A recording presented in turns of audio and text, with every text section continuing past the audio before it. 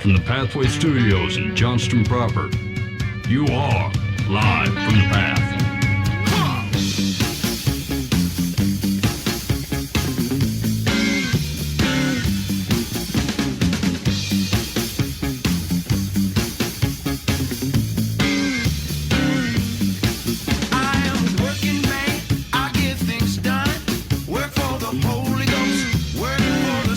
And you are listening to Live from the Path, coming to you from the Pathway Studios here in Johnston proper. It's lonely in here. That's the thing to tell you today. It is a vacuous void of which I'm the only guy sitting in the room. It's me and the thrift store priest. I should have put him up. He's staring at me. So it's going to be a short one today. But I traveled. I have radio show, will travel, and so it's just me here on Live from the Path. Good to be with you. Dan is in Zimbabwe, so we'll catch up with him once he gets back and hear about all the happenings in Zimbabwe. Mike's out on vacation. Buva is, I think, back in the hill countries of Pennsylvania visiting family, and I think he got an unlimited Panera cup of coffee or something. Anyway, they're spending their time. So here's let's just cut right to this thing so we can keep the show moving. Here's what we're going to cover on the show today. There's a couple articles that I thought were interesting. One talked about, they grabbed, okay, I'm going to tell you a story here in a little bit. I got scammed on the Facebook to my shame and embarrassment. I'll tell you that in between stories, okay? So hold tight. This is today. I got scammed today on the Facebook. Okay, so there's an article that said the one thing keeping your sin on life support. And this it grabbed me a little bit because I'm sure it's everybody, but I spend most of my conversations with dudes. And so call it late teenage dudes up through 40, 50-year-old fellas. And doggone it, if everybody doesn't feel like they're a bit of a Jacob Marley, like they've just got some sort of chain on them, carrying around, dragging around something that has been on them for most of their life in some semblance or another, and various states of worldly consequence, various actual impacts on their lives. But it's taking up their mind space, their soul space, and it's like some of it's legit, and then some of it's just unable to forgive what Jesus has forgiven. But anyway, I thought we'd check out this article and see if you see yourself in it, and I presume that there is some sort of suggestion on the one thing keeping your sin on life support. And then I'm going to tell you a story of how I got scammed onto Facebook. And then there was, this always gets me. Anytime there's an article on Jude 9, which is where there's a tussle over Moses' body, I want in. It is a speculative universe of which you should not base any of your theology on. Do not make daily decisions based upon the outcomes of Jude 9. But boy, howdy, do I like to talk about it. And so there was an article at the Christian Post on one of the strangest verses in the Bible, Jude 9, and so we'll pick that one up. Also, we'll give away some advice. It feels like it's just going to be my running commentary on these two advice items, but anyway, there's a couple of people who've got some advice and looking from Live from the Path, and unfortunately they just got a one-man room today, but that's what we're going to give. So let's kick in. Before the show starts, I want you to have it at the ready. If it's not in your phone, put it in your phone as a contact, okay? The Live from the Path complaint line, 515-517-0085. Call or text. And you can say this, you got complaints about the show, you hate it when I decided to release a podcast anyway. We've got a couple things going on from previous shows that we've asked you to comment on, so if you want to get in on that, you can do it. But that's the Live from the Path, Bob Eisenhower complaint line, 515-517-0085, and we look forward to hearing from you. Okay, here's the biggie. The one thing keeping your sin on life support. If there's one thing you can say about America, it's that most of us are addicts. According to a U.S. News & World Report article, 2/3 of Americans admit to having some form of addiction, with that number most likely being higher. Addiction ensnares people no matter who they are or where they live, with the U.S. News article experts saying, I think what we're seeing in this is that it's not isolated. It's pretty surprising to think about how pervasive of a problem it is in the United States. There isn't a typical person with addiction problems. It seems like it's affecting families regardless of their race and ethnicity, regardless of their income, and regardless of where they live. This is interesting because I'm not sure Well, I suppose that you would call it an addiction. What it feels like this is getting at is some extent we lack self-control or self-denial. And I get it. It feels like a blurry line, right? It's why people have fought hard that you would talk about alcoholism as an addiction and not just, I just can't seem to control myself. But as much as I understand that, like there's context to things that make you more predisposed, or maybe more fairly said, it makes it harder to say no on some people versus other people to the same thing. Totally agreed there. But at the end of the day, it does feel like there's just a I don't know, to pull your will up by your bootstraps, allow the Holy Spirit to do. I don't like. There's always a risk here too, because I think if you over spiritualize this, the presence of addictive behavior feels like it's anti-Jesus. And I guess if there's a theme to many of the ways we approach problems here in life from the path, it would be it's always more complicated than that. It's always more gray. But I think if you release yourself from any thought that you have control, that you are able to exert influence over your own life, the minute you let that go, I think all kinds of trouble falls on the other side of that shadow. And you open yourself up to all kinds of influences. Like if it's not God and God's prescription that you should be able to handle yourself in some form or another, I think it presumes it'll, like I said, it opens you up to all kinds of other influences. I can't control myself, so someone else gets to control me. But if the reality was, if as humans you weren't able to control yourself, then you shouldn't trust the next dude either. He also has no control over himself. All right, anyway, addictions take many forms. You have the common substance-related ones like alcohol, drugs, tobacco, etc., and then a long list of non-substance addictions such as pornography, internet, social media, gambling, work, shopping, sex, food, and exercise. What's common about these addictions is their commanding, compulsive nature. To use a double negative, people describe how they can't not do a thing. Is that you? Are there destructive habits that you can't not do? This is no surprise. I'll share mine. I think gas station visits, or even just, it's weird to say food. I think Buva and I actually have a similar relationship to food, although mine perhaps is a little bit more covert. But I have a hard time. I got like a FOMO around food. We talked about that. We talked about going to the fast food joints when they come out with something, or trying there was a lemon Kit Kat. They had like a strawberry cheesecake or some strawberry version of a Kit Kat that I'm not even sure in what sense it's still a Kit Kat. But anyway, I wanted to try it. It's hard for me. I can't get gas without trying to get something. And where I've been most successful in curtailing these types of things is trying to limit it. Like, hey, you can get coffee, but that's it, regular coffee or something, but not 10 things, just one thing. And yeah, I don't know. It's FOMO. I think it's I just can't have a hard time passing up. I have an urge for something. I would like to taste that, and so I'm going to go do it because I can.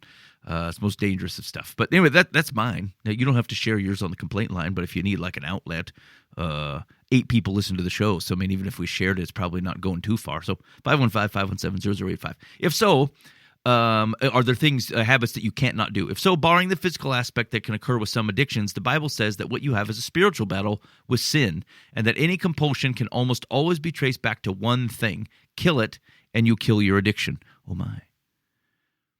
Webster I don't care. Let's skip the dictionary definition. Here we go. St. Augustine describes the feeling of addiction or desire. He describes this feeling well in the introduction of his Confessions, 3rd book, where he says, "A cauldron of unholy loves sang all about my ears."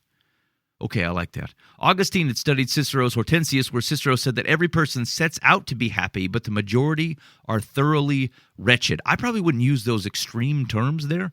Maybe I should, but that feels totally right. I feel like a lot of the conversations that we have with people are just not only good intentions, but good desires. We want to do the right things, and then when the moment comes down, you just lose the moment.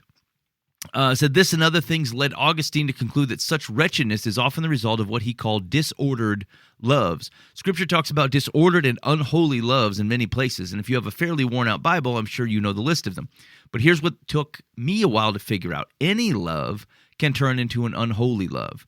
The term used in the New Testament to describe this kind of heart tug is epithemio, probably, with the English word used to translate it desire, falling short in conveying its real meaning. The word literally means a great or over desire for something. It communicates an excess, immoderation, and overindulgence, even with supposedly good things. Doggone it anyway. That's me. Work, food, sex, social media. It's perfectly fine to have a level-hearted desire for any of those. But when they become an obsessive compulsion that overtakes us in a dictatorial fashion, then they've become an over-desire. They're not a sinful longing for something bad in the sense we usually think of sin, but an over-desire for something good. And when we nurture those, they morph into something worse. They become an idol. We reach for this. I've heard many a sermon on that, and I think it's because you're trying to teach something that points people back to idols, and because we're largely not worshiping like idols in the same way that perhaps the biblical authors were getting at, that we reach for like a substitute. I'm not sure that I buy this as exactly the same. It's not the same thing. A lot of times the worship of idols, there's elements of it for sure, but like a lot of that is presuming to cede or acknowledge some control over your life to that thing. And with a level of intentionality, like you're worshiping the idol because of what it represents to some sort of deity or god. The Kit Kat or the overindulgence at the gas station is not that. I'm not, at least personally, like I'm not worshiping those things. I am letting them control me. I am failing to exert self-control over that stuff. But I don't.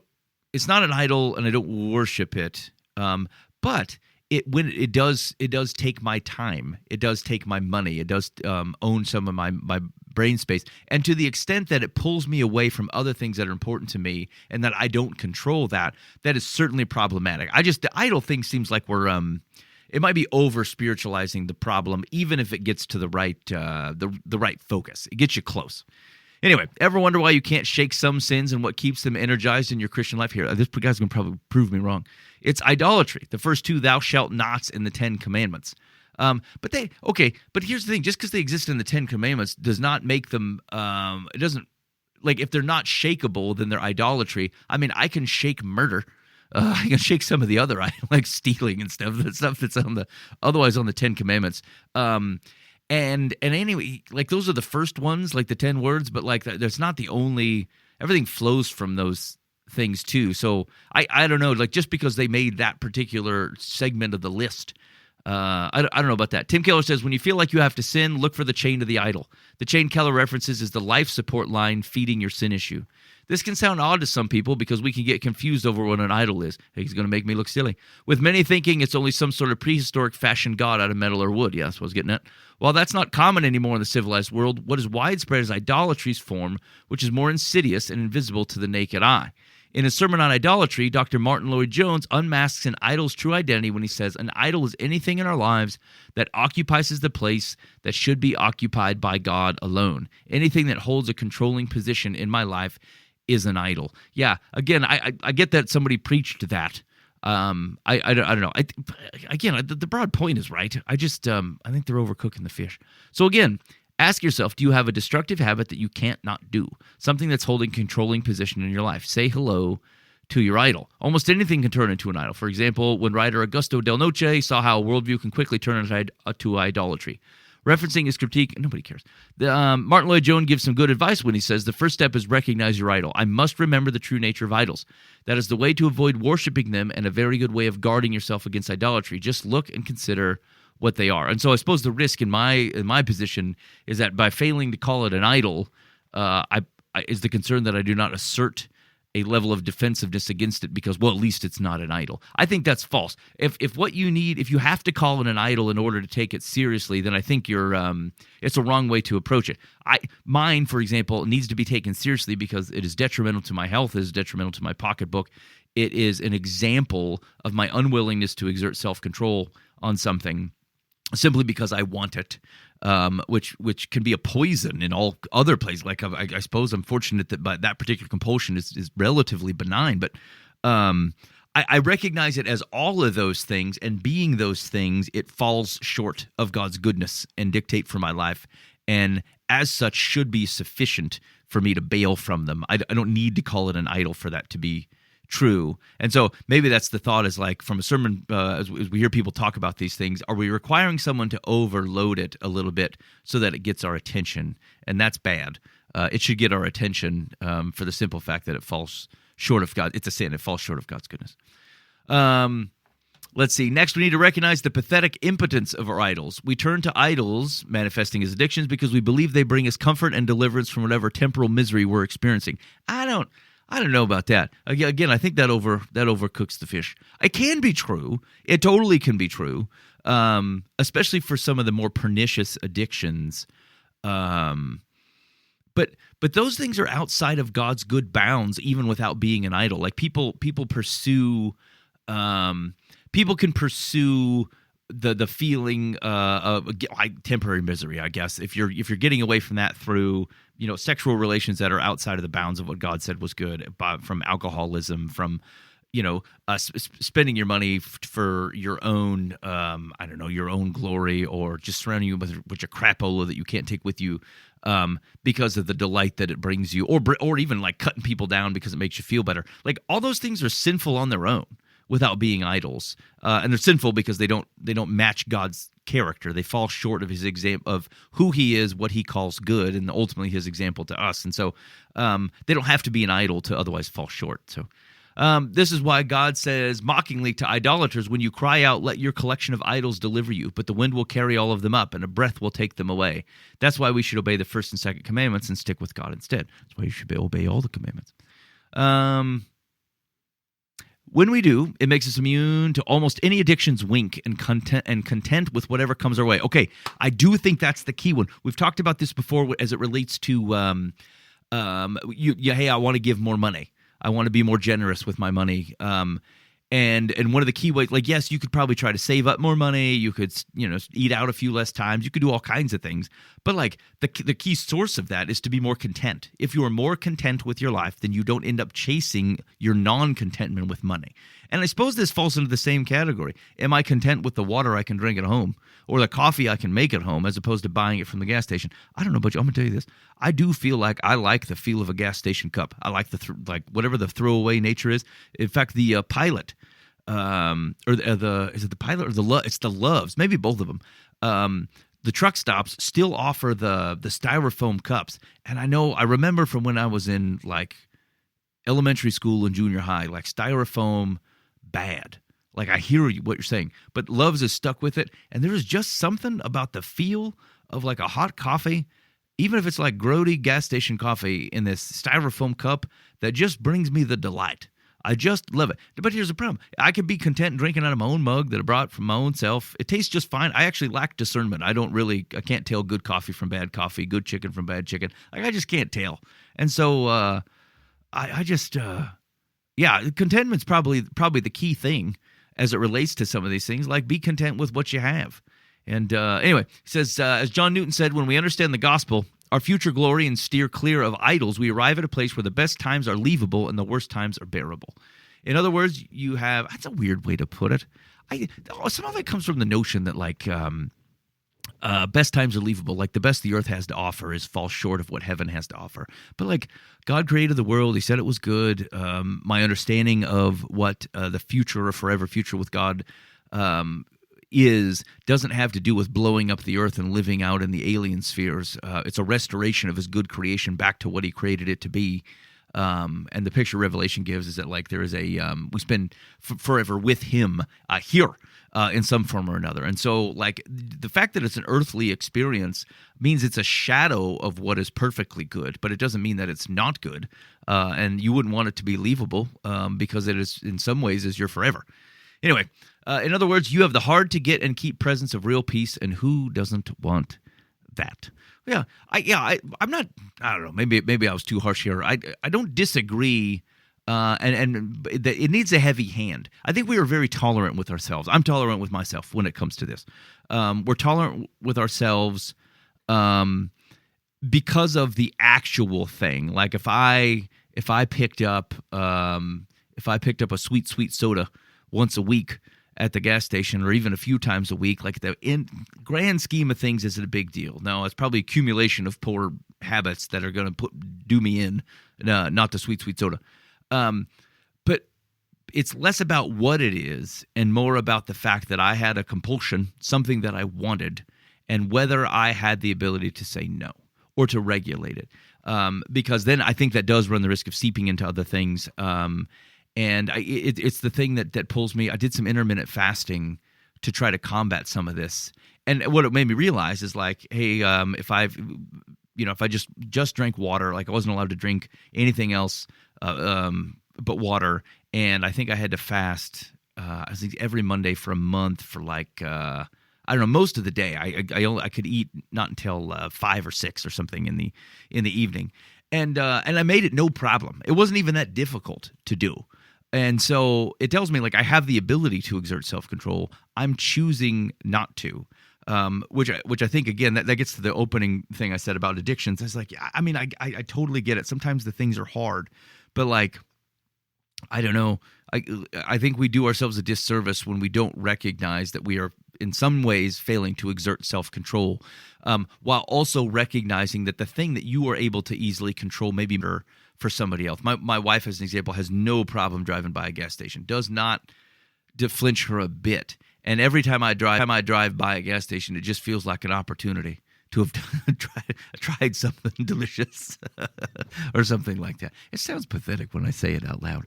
Anyway, so but just because it's easy for you doesn't mean it's easy for someone else. And so I think we need to be gracious in that with people. But at the end of the day, it is still something that pulls us away from the goodness of God if we're being controlled by something. Or have or dragon chains, Jacob Marley style, and a lot of that stuff I think goes to maybe just not dealing with stuff in a firmer manner. So, okay, hey, maybe you got any thoughts on that? Maybe I got it wrong.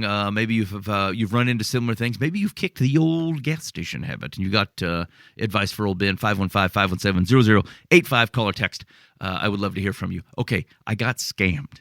I knew it's embarrassing. This is embarrassing, to be honest with you, because like I kind of knew it. I'm looking, my lawnmower broke. I got a riding lawnmower.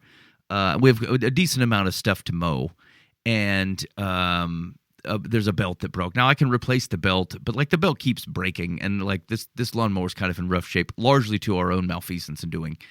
And so I thought, well, I'm gonna go look and see if I could pick up like a riding lawnmower on the old Facebook Marketplace. And so, I mean, I could have been looking for like 5-10 minutes, and I came across like most of the stuff is out of my price range, what they want for these riding lawnmowers. But there were a couple that were some sweet zero turn actions, and one guy wanted I don't know, $1,100 or something like that for one. But it was beat to crap. Like I don't know if you guys running it into stuff, but like the housing is cracked, and the back looked like he was using it at one of the derbies, a demolition derby. And then there was like a really nice, like but older John Deere riding lawnmower. Had been from 2010, and it had like 4 pictures and had it wasn't like stock photos, like it was out from where someone had been mowing or whatever, and they had like a picture of the number of hours that it ran, and I don't know, it was like 522, right? So you probably got about half through the life of the mower or something like that. And it wasn't a particularly great picture. Like the thing had been kind of yellowed and grayed. And I thought, oh well, it's used, but I could totally do it. And so, I had looked beforehand. I checked the profile of the person selling. They wanted because it wasn't super cheap. It's still like 900 bones or whatever. And so I thought, it's most of the time when someone's going to scam you, they're offering way too good of a deal. And like this was a great deal, but it wasn't like a blow your mind crazy deal. But it was pretty good. And so I checked the profile of this person, and it's brand new. It's like 6 hours old or something. And I thought, oh no, it's a scam. Because like, they've just created a Facebook profile to scam people. But then I wanted the mower, and I wanted it at the price that it was. It seemed like a really good deal. And like I said, and so I wanted it to be true. And I realize in retrospect that like the red people are like firing bells and warnings all over the place. And I've casually aware of them, acknowledged that they are likely true, and yet persisted. And so what I convinced myself was, though, is that someone may have just created this Facebook, like legitimately someone could not be on Facebook, but then create a Facebook profile just for the purposes of selling a mower, right? It's a big enough thing that's worth doing.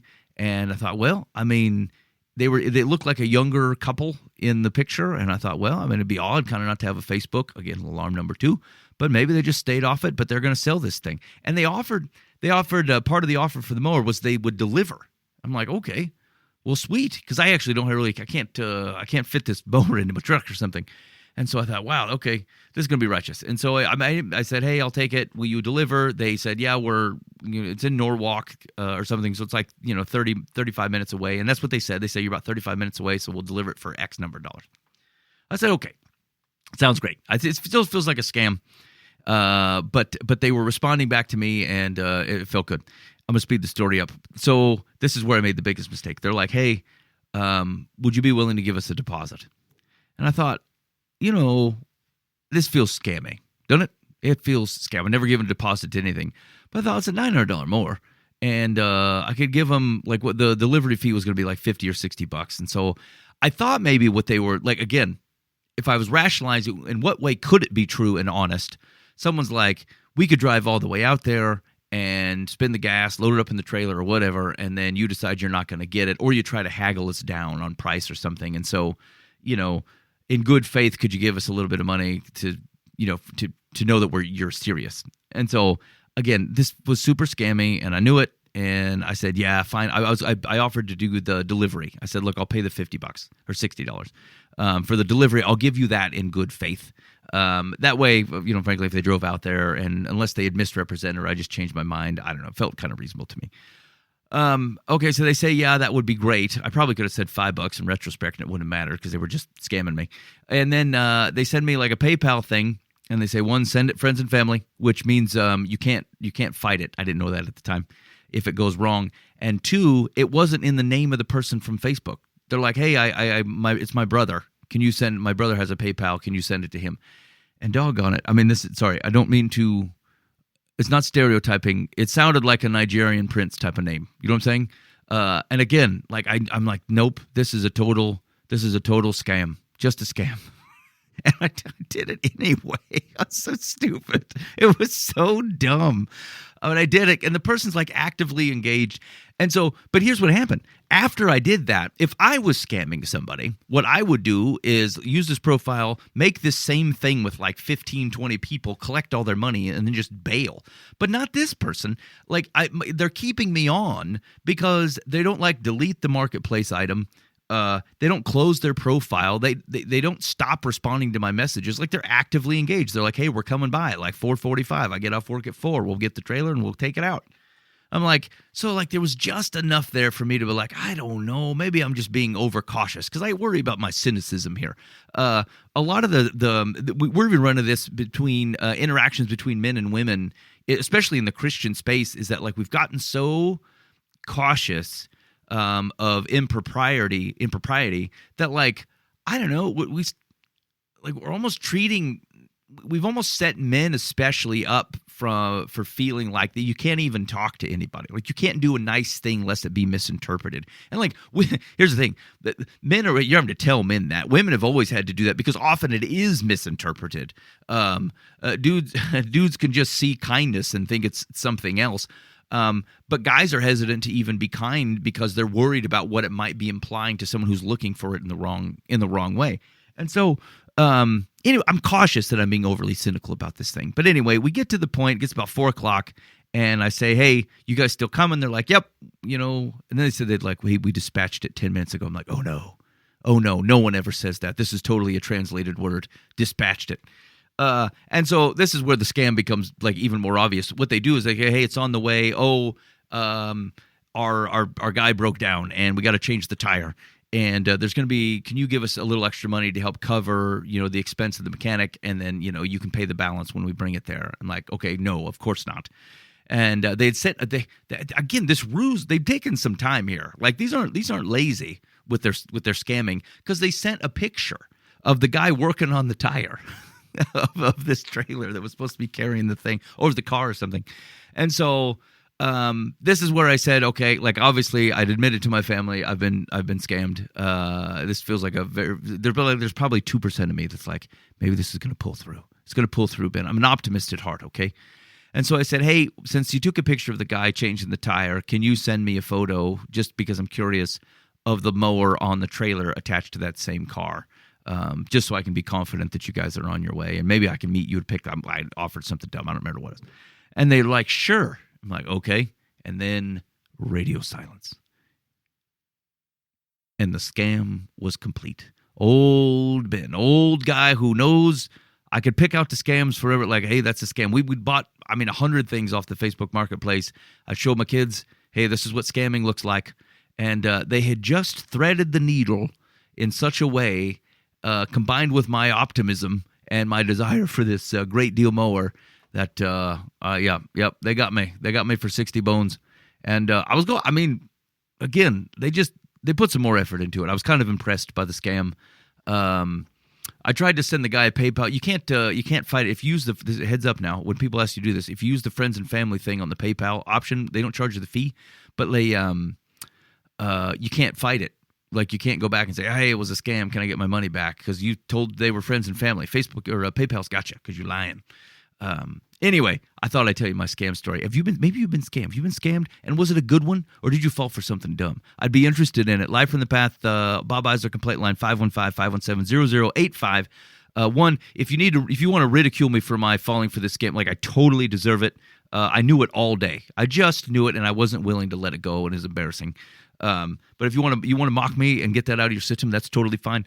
If you've been part of a scam, and you could provide me some consolation that says happens to the mediocrest of us, Ben, and tell me your scam story, I'd love to hear it. 515-517-0085. Call, which means leave a voicemail, or you can just text it over. Either way, that'd be super exciting. All right. Jude 9, one of the strangest verses in the Bible. Without question, one of the strangest verses in the Bible is Jude 9, and it reads, "But Michael the archangel, when he disputed with the devil about the body of Moses, did not dare pronounce against him a railing judgment, but said, 'The Lord rebuke you.'" Question have long swirled around this verse and the death and burial of Moses in general. The canonical record of the death and burial of Moses is shrouded in mystery in Deuteronomy 34. Verse 1 says, "Now Moses went up from the plains of Moab to Mount Nebo, to the top of Pisgah, which is opposite Jericho, and the Lord showed him all the land, Gilead, as far as Dan." A few verses later, verses 5-6 add, "So Moses, the servant of the Lord, died there in the land of Moab, according to the word of the Lord, and he buried him in the valley in the land of Moab, opposite Beth Peor. But no man knows his burial place to this day." Okay, so no man knows. After seeing the promised land from afar, Moses died alone in the presence of the Lord. Then something mysterious happened. Moses did not have a normal funeral and burial. The text says that he, presumably Yahweh, buried Moses in a secret grave. Nothing in this chapter mentions the devil, Michael, or a dispute about Moses' body.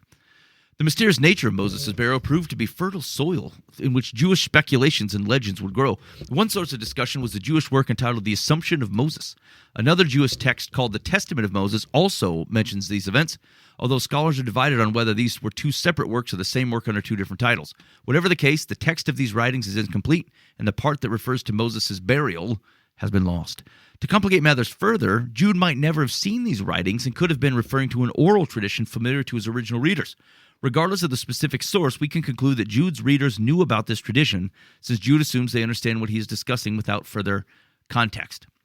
Does that mean that the original text or tradition Jude references was the inspired word of God? No. Just because the Bible quotes a non-inspired text or refers to an oral tradition not found in Scripture does not mean those texts and traditions were inspired by God. That's true. You find that in multiple places. In fact, it's frustrating, even from an Old Testament perspective. They're like, hey, man, you want more detail on this, but wasn't this written down in the history of the kings of Israel? And you're like, okay, but I don't have that. So, and then you're like, well, maybe am I missing something by not having it? That's kind of what they're getting at. It says the Bible is a historical book, which means it will include historical facts that may be found in other writings or traditions. The biblical writers were moved by the Spirit to include these non-inspired texts or traditions in the inspired text of Scripture because those texts or traditions were historically accurate and reflected the truth God wanted to communicate in that portion of Scripture about that historical event. Therefore, we can conclude that Jude's inclusion of this story about Michael and the devil is historically reliable, since the Spirit of God moved Jude to include it in the New Testament as a historical account. After Moses' death, there was a dispute about his body that arose between the devil and Michael, the archangel. But why? The most plausible explanation comes from Richard Bauckham. Oh, good. Old Dickie Bauckham, who argues that the devil disputed with Michael about the body because Moses was a sinner. Oh, curious. Furthermore, Moses was not just any sinner, but he was a murderer. Okay. The devil therefore laid claim to Moses' body, and such a claim was meant to be not only over Moses' body, but over his soul. Because Moses had so flagrantly violated the law of God, he stood condemned. This explanation comports well with what we know of the devil, who is also called the accuser of the brethren, in Revelation 12:10. The dispute in Jude 9 was not merely an argument, but the Greek words Jude employs speak of a legal battle. The devil was laying legal claim to Moses based on Moses' sin. Well, it's interesting because, couldn't he make that same claim against everybody? Or, I suppose it's particularly highlighted because it is Moses. But I think we have to realize that whatever this contention is that the same thing could be true for anybody.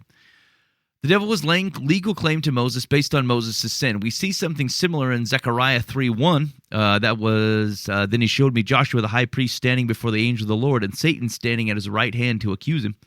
Joshua the high priest of Israel standing before the angel of the Lord, and Satan stands at the right hand of Joshua to accuse Joshua of sin before the Lord. This accusation was not unfounded, for Zechariah 3:3 tells us that Joshua was standing before the Lord in filthy garments, representative of sin and guilt before the Lord. Satan's claim appeared to be legally valid at first, because Joshua was indeed a sinner who deserved condemnation. Again, everybody.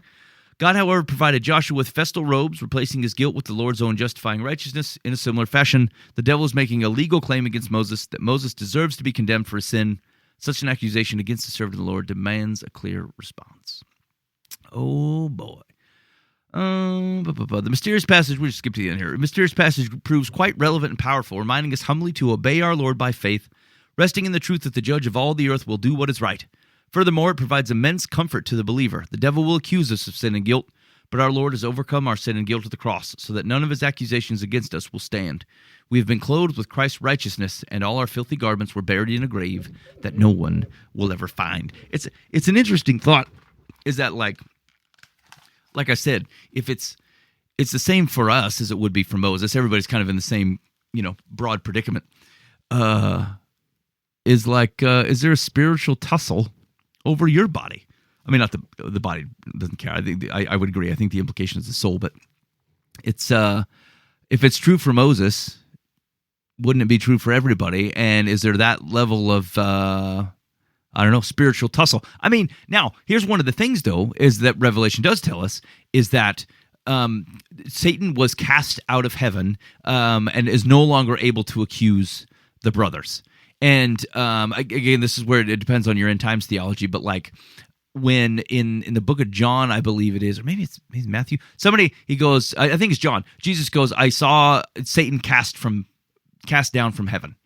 And these are it's part of the associations of how do you know the kingdom of God has arrived, and that Jesus was bringing it. And these were multiple things that Jesus had said. Hey, if you know the kingdom has arrived, because if I cast out demons in this way and blah blah blah. And so I saw an angel fall like Satan fall like lightning from the skies and things like this. And so if that happens at Jesus's kind of like the Jesus event, so his birth, life, death, resurrection, all that stuff, and all those things happen, we're not waiting for Satan to be cast out. He's cast out. He's bound in some way because of what Jesus has done. Then maybe it wouldn't be true anymore. This process of accusing in a spiritual way over the brethren because of Jesus, the thing that Jesus had set to do that is always, in effect, is always true, but had a moment in time of which it was actually displayed or demonstrated. I don't know. Maybe it goes away. I don't know. I don't care. It probably has no very little impact on anything. It's just a curious thing to consider, and I do like a good description on Jude 9. All right, thanks for hanging out with us so far on Live from the Path. I very much appreciate it. If this is your first time listening to the program, I need you to know that you're listening to something odd. Live from the Path, we broadcast, mostly every week. But the show's been going for, 2005. So you're talking about almost, no, that's not right. No, 2010. That's better. 2010. So, we're in our 14th year of broadcast. So we'll be in 15 years of Live from the Path next year. And normally there's like a cadre of folk in this room. I think this is only the second show that we've ever done that just had one guy on it. And so it's if you find this dry or boring, it's because there's no one else in here. It's completely my fault. It's not vanity so much as like I just don't like when we don't put a show out, and so I was free, and so I came and did one. But there's generally some dudes around here, and adding commentary and changing the voice around a bit, and just livening up the room. It tends to be a pretty live atmosphere. And so if this is your first time listening to the show, maybe go back and check the last one. Although I think we had some youngsters in for the show, the last show.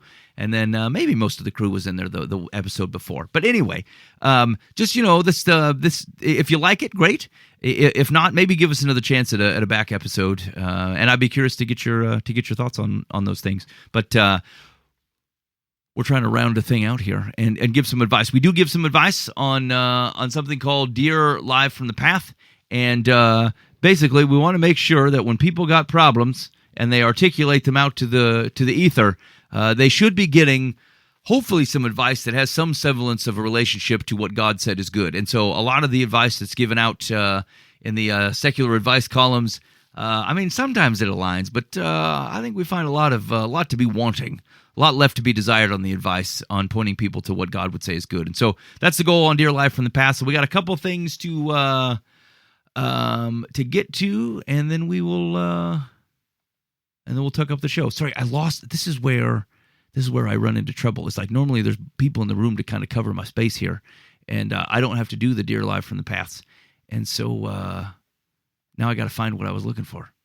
Okay, I got it. Okay, you guys ready? This is going to be difficult. See how I do. Dear Live from the Path. My husband and I had a baby right around the time my father remarried. I didn't know my new stepmother very well when she started giving me parenting advice. The issue is her convictions are not in line with mine and also conflict with the advice from the CDC or the American Academy of Pediatrics. Oh boy. Some examples, Foucault. She insists breastfeeding is stunting the baby's growth. What? Who thinks that? She's fine. That baby should be put to bed face down, which I think is dangerous, and that holding a baby in a car is just as good as a car seat. What kind of wild woman is this? Those are weird things to come together. I do my best to smile, nod, and go about my business, but she's really pushy and keeps saying she was a nurse, so she knows what she's talking about. Was she? What do you mean she keeps saying that she was a nurse? Was she actually a nurse? Or after hearing about that nursing experience one too many times, I asked her son about it. Oh, here we go. And it turns out she earned a nursing assistant degree via correspondence and failed twice before barely passing. She never worked as a nurse. Being direct with her hasn't helped. Talking to Dad hasn't helped. They're newlyweds. Walking away doesn't help. She follows me. What choice do I have, short of banning her from my house or coming to blows, which would be effective, but not the way I want to go? Oh, my. That's a tricky wick. That's a tricky wick because, well, I tell you what's frustrating. I'm going to sympathize with you a lot, is that when people can't seem to take not even just a hint, but like you say something to them directly, and it doesn't really have an impact on them. I have had this at times where there's been like behavior or just a way of interacting with people in close relationships around me, and like I've said, hey, I don't care for that. I don't like it. I would prefer this. It makes me think, whatever it is, whatever the reaction is, like something that's not right, not good about myself, or something like that. And like, hey, I would appreciate you change it. And sometimes, and then in those relationships, I've had people who just like, yeah, I mean, I hear what you're saying, but they just don't really want to. They're not motivated to change anything about it. Like they're willing to dismiss and go, I think you're being silly, and persist in the thing. Now, here's the problem: is people who have strong convictions. sometimes their ability to stick to those convictions, even in the light of people's passivity or unwillingness to hear it or something, like, I don't know, there's something honorable about that. But like, her stuff seems to, like, people don't seem to be able to draw the line on like, hey, what is a strong conviction and what is just like a matter of your personal opinion. And even if, like, of course you believe your opinion is the best, that's why you hold it.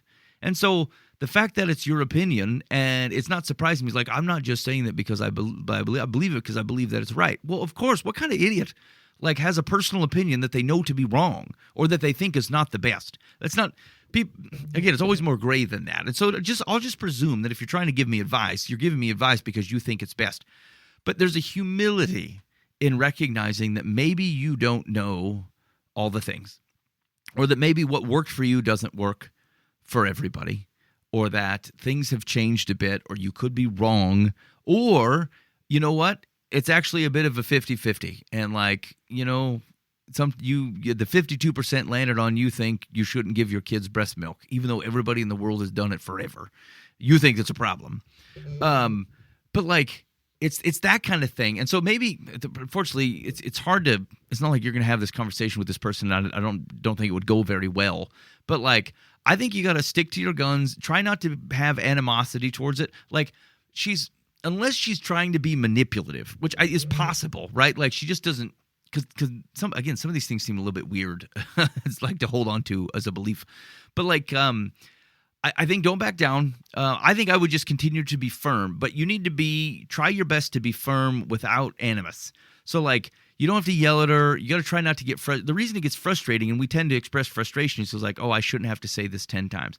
I mean, you're right. You shouldn't have to, but you might have to.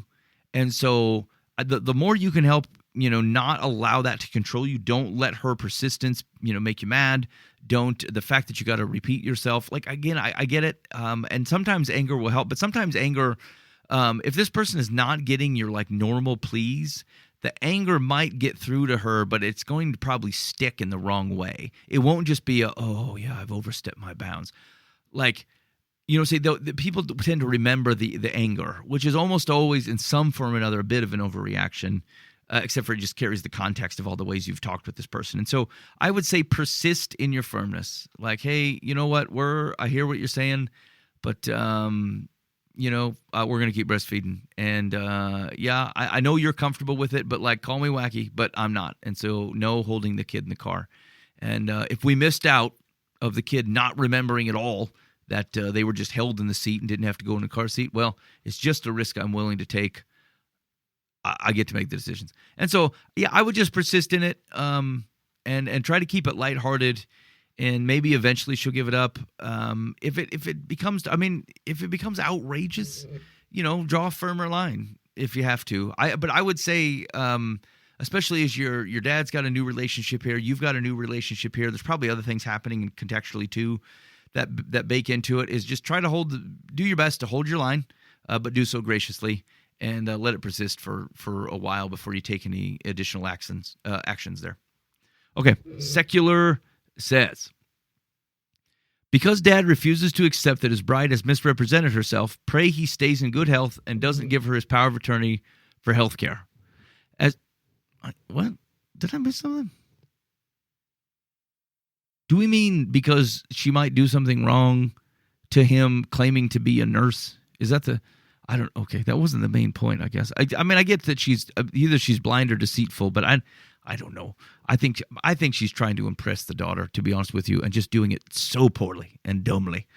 As to her unwanted and incorrect advice on childcare, listen, smile sweetly, and exercise your option as a mother not to follow it. Continue breastfeeding, position your little one in the crib as you've been instructed by reliable sources, and never, ever let her hold the baby while she's in the car. It's against the law, and it could be fatal. Well, yes, of course. Yeah, okay. I think we mostly agree there. I just, I would say the dynamic of her being new, stepmother-ish, complicates it because you just don't know. You don't know what her motivation is, and so just try to think the best of her, even though how she's talking to you makes it feels like she doesn't think the best of you. This is a common marriage problem too. Is that like it's hard. It's hard to think the best about people who you believe are talking to you in a way that feels like they're disappointed in you. Like it's a weird bounce back. I know this because I think I do this, and it's in some ways that like it's very difficult to hear someone who's disappointed in you and then have you continue to think very highly of them. It's like a normal defense mechanism. And so I think this woman is wrong, and I think you should not follow her advice. But like, is it possible that you are thinking worse of her than you should simply because she disagrees with you, or not recognizing that? Is it possible that although dumb, she's trying to get your attention and show you that she has some wisdom to add? Like basically, if she gives advice that you follow, maybe she has an in. She fits in the stepmother role a little bit better, and so.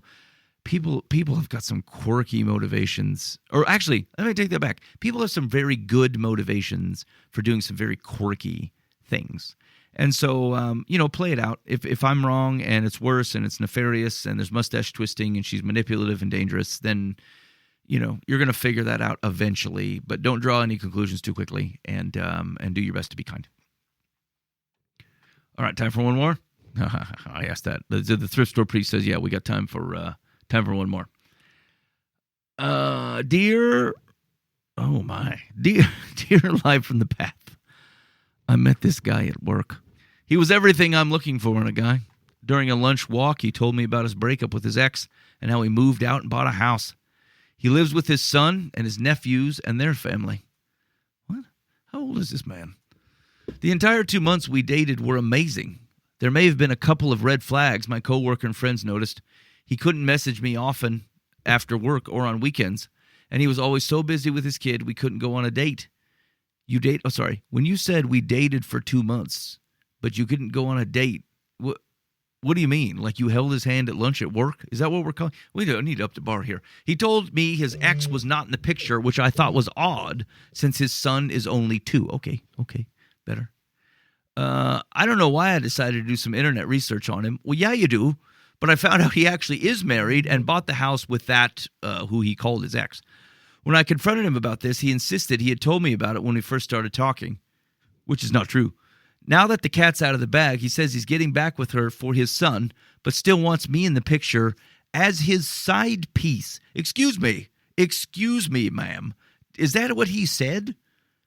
I would like to keep you around as a side piece? The brass cojones on this man. I fell in love with him, Live from the Path, and he says he loves me too. I don't think it's right to do this, but I don't want to stop talking to him. Should I block him and move on, or stick around and since he still wants me?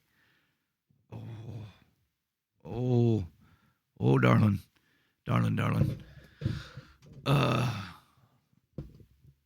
Yeah, just directly, you need to get out of this right now. This is false. This is a false thing. It's, it almost has a relationship to that article we started with about something that is good and that has a way to be expressed healthily and goodly. It's not a thing. In a healthy manner. Something that can be good.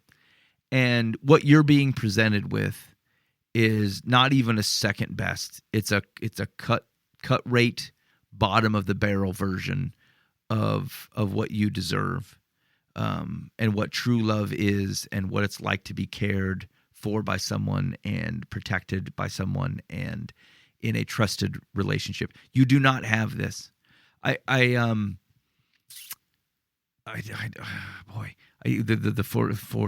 Force Gump pops in my mind. I don't know. I do know what love is.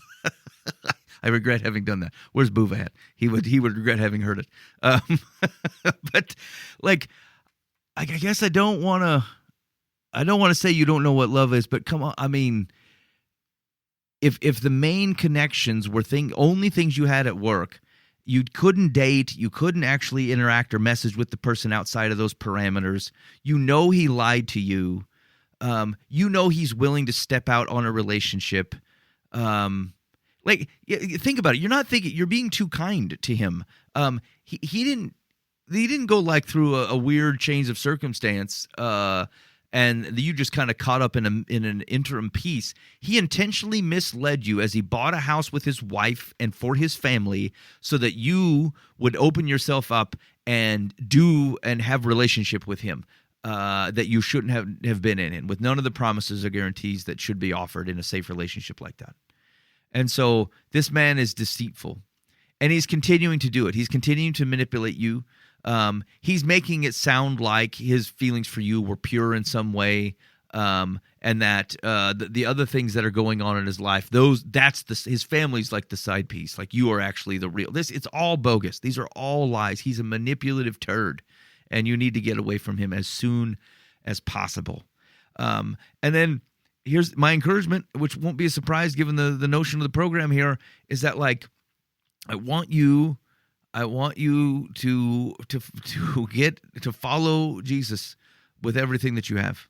I want you to give your life to it because it's true and real, and he loves you. And by doing that, you start to be open and receptive to the things that he calls good and what these types of relationships should be. And the reason that that's important is, like, God has created the desire for it in you. And it is a right and proper expression, wanting to be married and have these types of relationships with people. But, like, he created them as it's a picture of our relationship with God, and those are trusting relationships, safe relationships of which you grow and blossom. And that's not what you're being offered. And it feels like you don't know the difference. And but the problem is like you can't just go into the Bible and start using it for, like, shallow marriage advice. It has to flow through the Creator. You have to know those things and trust them because you know Jesus and trust him, and then that stuff will work out. If you try to treat it just as like a marriage program, if you try to use it for biblical truths and precepts as marriage counseling, or understanding what a good marriage is, without otherwise recognizing the character of from whom they come, it still won't hold. And so Jesus first, and then understanding of how God looks at these relationships, what he created them for, what their characteristics are, and then it will help you be significantly more discerning in the future. In the meantime, you need to break up with this man, refuse contact. I don't know where it's at, but you should consider moving or moving jobs. If he won't, if he tries to keep up conversations with you, like, it's a hard cutoff. And if he won't respect that, I think it's okay to walk away. Now, the extra question, I suppose, is, do you tell the wife? And here's what I would say is, like, this is a conversation we had a few shows ago. From my perspective, the answer is yes. I think it's totally fine. There's no reason to think that it's not your place. This man is dangerous. Now, you don't know what you're walking into. You don't know the circumstances in which these things are happening, but he's clearly in the wrong, regardless of what else is going on. And so you might want to be cautious about that. I suppose the risk would be is that you speak into a relationship of which there's some sort of physical violence or abuse going on, and that you've exacerbated it by talking into it in that way. So, I mean, I'd be cautious, but in general, I don't know that it deserves protection. The wife probably deserves to know. And so, hey, maybe you disagree with that. We didn't get any pushback on that when we talked about it on the previous program. But I don't know. Am I missing something? Is there a nuance in here where you guys feel like it shouldn't be that easy or that direct, or maybe it's not her place to say? It's hard coming from the person who otherwise participated. But yeah. I guess the other thing is like you got to not do it out of not out of malice. It should be in service to the wife. But if you can't do it with that heart, then you shouldn't do it. But I don't know. Let me know. 515-517-0085. Call or text. I'd be curious on what your thoughts are. Secular says, close your eyes, dig deep, and see if you can feel around and locate a shred of your self-esteem. Why would you be content to be a side piece in this philanderer's life? He doesn't love you. I doubt he loves anyone but himself. Do yourself a giant favor. Quit listening to his sales pitch. Block him and find someone who can give you the love you crave. Holy buckets. Doesn't that seem like two? It seemed like two where we got relatively close with our advice and secular's advice. I mean, they didn't say to love Jesus, so I mean, I suppose that's different. But we got that. We got the initial assessment part right. So I mean, city living. Okay, hey man, I think that's all we got on the program today. I appreciate you hanging out with me. And again, any feedback on the show for either me or the Thrift Store Priest, that's 515-517-0085. Call or text. We'd love to hear from you. I think we're going to have at least a couple fellows back next week. If we do, maybe we'll put on a program and catch up with everybody. If not, it might be a week. I probably won't subject you to this again, but enjoy it in the meantime. And, oh, shoot, now I said in the meantime. How am I going to end the show? Let me say something else. Hey, working on some new merchandise. A new shirt, couple shirt designs. I got to get that Who's This Yahweh shirt put out. We'll work on it. We got some stuff happening. Anyway, we'll see how next week goes. In the meantime, be faithful in the means. God will handle the ends. You've been listening to Live from the Path.